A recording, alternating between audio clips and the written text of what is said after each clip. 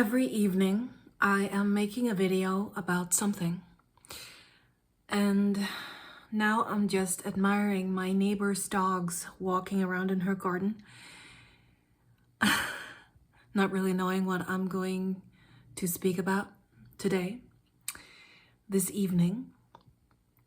Yesterday, I talked about what I'm working on right now, which is about standing strong. And this standing strong will include several different types. I call them perspectives about how we can let go of the things that are weighing ourselves down so that we can stand stronger within ourselves instead of standing strong in relationships that are depleting our energy, moving us away from freedom, moving us away from the life that we truly want.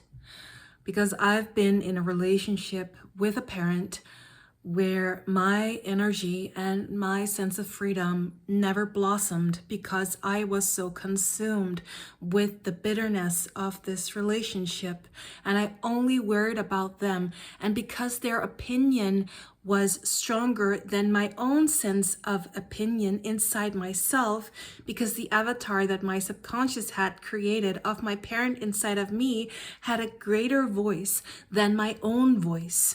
And therefore, I have been somebody who has been sacrificing herself for others. And therefore, when you do that as a pleaser or a goodist, then you automatically will become somebody who has a lot of anger inside, has a lot of grief inside, because belonging is such a tricky thing for you to actually manage and be with, because you've never felt like you belonged. You've never felt like you were safe, because that voice of that person was so much stronger than your own voice, because your voice was always silenced when you showed it, because it wasn't in accordance with what was seen as good and easy to handle. And therefore, you are probably one of the easiest and best people to be around. I'm certainly one of those. And I don't want to be the best. I don't want to be that. And I learned that it's okay, to be yourself completely, honest with whatever you have on your heart. Then just say it, be it, feel it, articulate it, be yourself. And that takes time. It's progress. Forgiving is progress. Standing in yourself when you have not been allowed to stand in yourself and feel safe is progress. It's not something that we do overnight. It's something that we're gradually adapting ourselves to through a new way of being. And I also saw something that was pretty touching, which is that when fear is bigger in ourselves, because the fear will be great when we have felt like we have been scolded for being ourselves, then our sense of anxiety and fear and our nervous systems will be so highly active, because we weren't allowed to feel this sense of confidence, or I would say self-esteem, because you can be confident, but the self-esteem. You want to see something? It's because she wants to.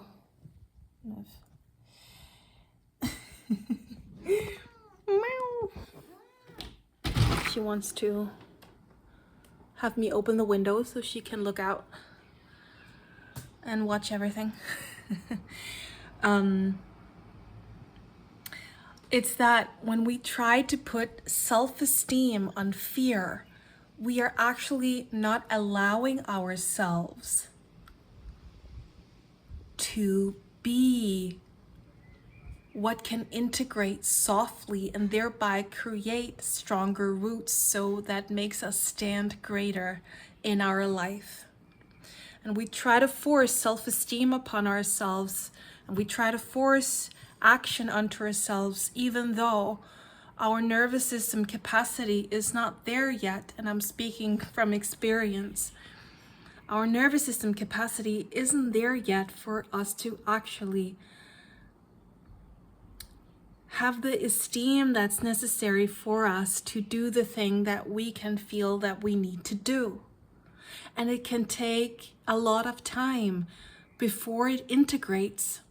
But by you allowing yourself to be open to love that fear, that anxiety, breathe into it, have that connection to the solar plexus, that where all of the shame resides, where all of the guilt resides, being with that opens up a new way of being. Like when I'm just tired of everything. So I'm just like, you know what? I'm posting every day about what I know, what I'm building. And I'm building several different things, but I'm also in a position where I'm healing my body and my mind after a very long time where it has been in shutdown. And I'm somebody who wants to force things upon myself, even though my system is not ready for that. And I have always been very frustrated about that. I've been very impatient about that.